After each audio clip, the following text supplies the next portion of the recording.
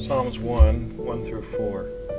Blessed is the man who walks not in the counsel of the wicked, nor stands in the way of sinners, nor sits in the seat of scoffers. But his delight is in the law of the Lord, and on his law he meditates day and night. He is like a tree planted by streams of water that yields its fruit in its season, and its leaf does not wither. In all that he does, he prospers. The wicked are not so, but are like chaff that the wind drives away. Abba, though the years have passed and the memories grow more distant, I still reflect back upon my childhood and my memories of the trees that I called my playground. There was the tree at the town park, a block from my house, that was easy to climb and was the favorite hangout spot of so many of my town's youth. This tree still bears, if it's still standing, many initials of those who visited and carved their names into its soft bark. Then there is the tree in my own front yard in which my father built a tree house for us as kids. How many hours did I spend playing in these trees? It's hard to guess. There is such sweet nostalgia upon looking back. Thinking about it, and even looking at the trees in my front yard today, these powerful monolith towers climbing to the sky are impressive. On the rare occasion when a wicked storm arises, watching them bend and blow in the tempest winds and yet still remain standing has always impressed me. Even more terrifying, the brute force with which they topple and damage they invoke when their strength gives way, the devastation that their fall causes. It's fitting, then, that you use them here and to picture the righteous man who delights in your law, your word, who meditates on it day and night.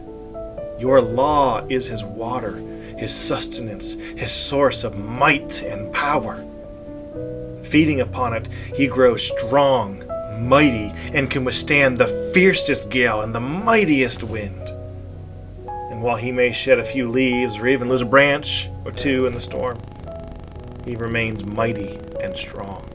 The vitality of the nutrition he receives from the word, your law, produces in him an abundant harvest of fruit and life. But I think we take it for granted just how much life hums and thrives all around us. How much you value that life. Standing at the edge of the woods yesterday, I listened to the noises and sounds from within the cover of the trees. The snapping of twigs, the rustle of leaves, the plopping of things hitting the ground, the sounds of insects and bugs, the scurry of little feet, and so much more. Plants growing so abundant, one would have to pick their way carefully through it to find a path down to the stream that flows at the bottom of the hill. Red berries popping out at the green leaves that bear them. Vines winding their way up any support that they can find to cling to. Yes, Abba, there is life, abundant life within the cover of those mighty towers. Just the other day, I noticed this life while I was walking past a peach tree to see friends. I noticed the bowing of the leaves of the limbs under the growing peaches, still yet too small to eat, but growing and thriving nonetheless. Sitting at the pond a few weeks back, just watching and listening to the evident sounds of life all around that pond, it is not hard to glimpse the signs of life. Signs we grow incognizant to over time. Life, abundance, fruit, it's all around us. You created life and designed for your creation to thrive and prosper.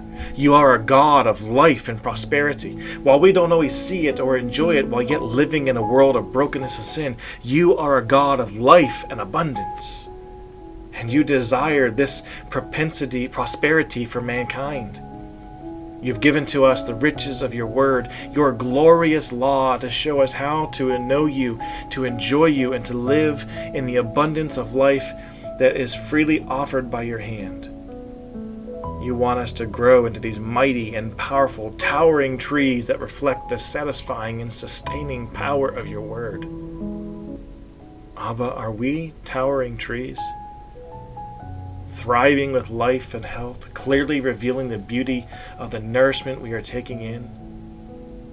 Or are we sickly saplings, leaning limp sticks protruding from the ground, tiny towers that look to have been abandoned by their ill builders too prematurely? From looking upon our lives, do we see a tree? firmly planted and humming with life? Do others see the fruit hanging luscious from our limbs? Do others eat of it and benefit from the fruit that our lives produce? When our storms arise, do they see us standing firm? Though we are twisting, creaking, and perhaps groaning in the storm, are we standing firmly rooted in the nourishing strength of your word? Soberly, we must also consider the devastation that these mighty trees bring when their dependence upon that word fails and they tumble in the storm. Even those mighty, living, towering trees can be brought down if they become weakened with rot and death. How many of us have seen the destruction they bring when they topple? So true it is of the righteous man who allows rot and death to invade, who forsakes your law. O Lord, forbid that we should abandon the strength of your word and law. May we never allow the rot of worldly wisdom, of vain foolishness, to rot the strength of the word from our lives.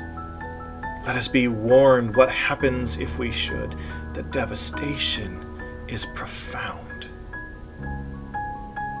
Abba, when rooted, grounded, and toweringly strong, little can move a healthy and vibrant tree.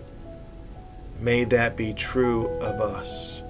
May we be rooted and grounded in your word. May we love and delight in your law, and by it grow to monolith heights and strength.